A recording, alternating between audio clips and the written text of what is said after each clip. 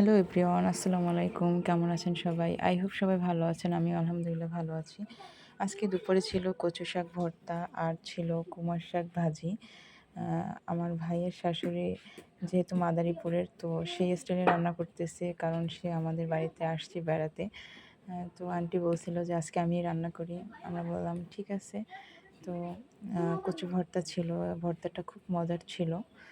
আর রাতে ছিল বিরিয়ানি। বিরিয়ানিটা বাবুর আব্বুর খুব পছন্দ, তাই ভাইয়া নিজের হাতে বিরিয়ানি রান্না করছে। তো বিরিয়ানিটা বেশ মজার ছিল আর দেখতেও কিন্তু বেশ ইয়াম্মি লাগতেছে, মাশাআল্লাহ। খেতেও অনেক মজা হইছে। বিরিয়ানি কে, কে পছন্দ করো? আমারও ভালো লাগে।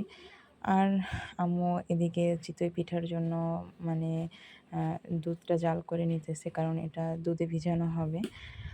চিতই পিঠা কার, কার পছন্দ?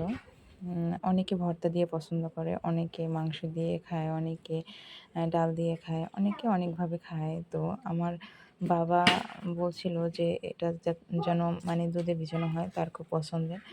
আর এই যে দেখেন পিঠাগুলো একেবারে ফুলে উঠছে, মাশাআল্লাহ। আর আম্মুর হাতের পিঠা সবসময় এরকম পারফেক্টই হয়, মানে খুবই মজা হয়। আর দেখেন পিঠাগুলো কি সুন্দর হয়েছে, মাশাআল্লাহ। মায়ের হাতে পিঠা অনেক দিন পরে।